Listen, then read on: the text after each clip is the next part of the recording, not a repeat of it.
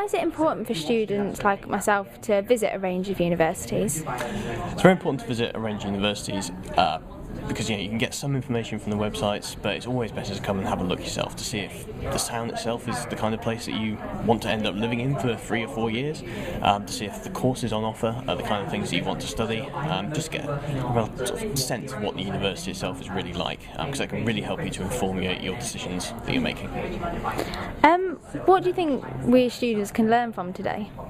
Well, hopefully you've got a bit of an idea about some of the subjects that we offer, a bit of an idea about the kind of person we're looking for and the kind of things that we'd hope that you're doing, and also sort of learn the kind of people that come to Cambridge and have a chance obviously to chat to some of our undergraduates and see what the wider student life is like.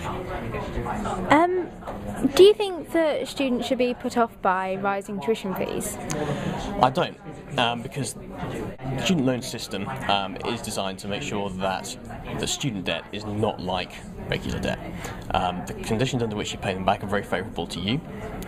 As mentioned, if you have an income of £25,000 per year once you graduate, you're only paying back about £30 a month, so around £1 a day.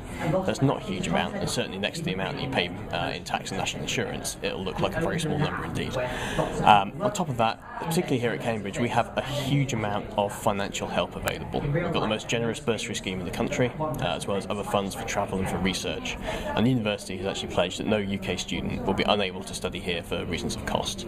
So there's a lot of financial help available, and particularly at Cambridge.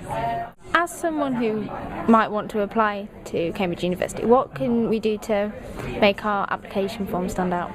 The key thing is to do extra academic things related to the subject you want to apply for, and then think about them and try and say something a little bit analytical about them. So we're not just looking for lists of books you've read, but also for a little bit of what you thought about them and why, and that will really make your application stand out when we're reading it on paper.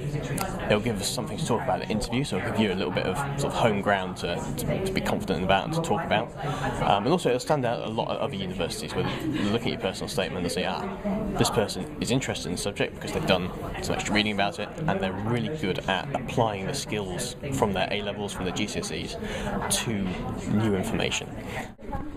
What is it like being an undergraduate here at Cambridge University? I think, not to put like too fine a point on it, but I think coming to Cambridge was the best thing that ever happened to me. But I mean, I think I was just ready to come to university full stop, but especially being here, it's, I don't know, just such an amazing experience. And I think it's good because the work and the social life are equally brilliant, and if not slightly, I like the academic side very much, so I'm quite happy, yeah. What GCSE and A-level grades would an individual need to get a place here at this university? Like GCSE, they do look at your grades, I think, so you do need strong ones, probably like A's and A stars. And then at A-level, I think the standard offer is A star AA. What advice could you give to me as a Year 10 student? I know it sounds a bit scary. If you can start thinking about it now, obviously because they do look at your GCSE results, sometimes you do have to make subject-specific choices if you want to study something at university. So if you start having to think about it now and start formulating the plan, then you can make smart choices starting from now. You can get the very best grades that you can. So I'm not saying like have it all planned out, but have an idea, because then that'll guide you. And if you start as early as possible, obviously you'll have so much more time to get in all of those sort of extension things that they really like you to have done. So if you think I might want to do geography, you can start taking yourself off on some little trips now and build up a really good body of experience and knowledge ready for when you come.